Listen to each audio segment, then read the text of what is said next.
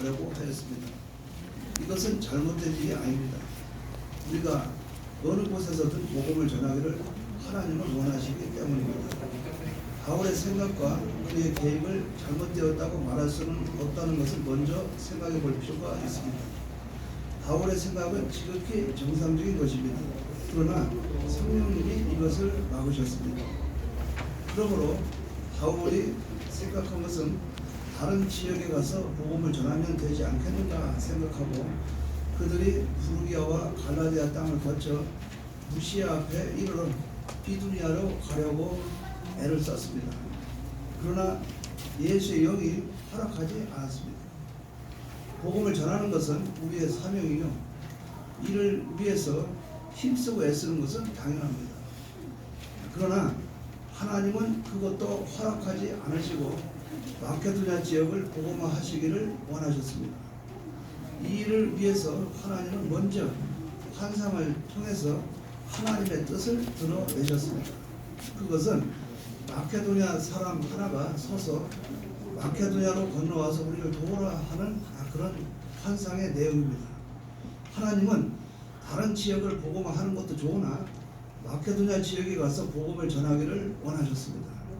빌립보는 마케도냐 지역의 첫 성이었습니다.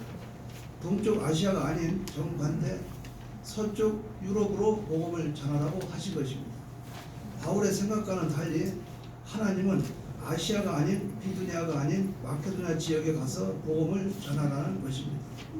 이렇게 하나님의 뜻이 드러났을 때 바울은 하나님의 말씀에 순종해서 마케도냐 지역에 가서 복음을 전하기를 힘썼다고 말씀을 합니다. 그것은 하나님의 뜻을 알았기 때문입니다. 힘쓰는 것이 자신의 뜻을 이루려는 것에서 하나님의 뜻을 이루려는 것에 힘을 쓰게 된 것입니다. 그리하여 바울은 드로아에서 배로 떠나 사모드라게로 직행하여 이튿날 네아폴리로 가고 거기서 빌립보에 이르렀습니다.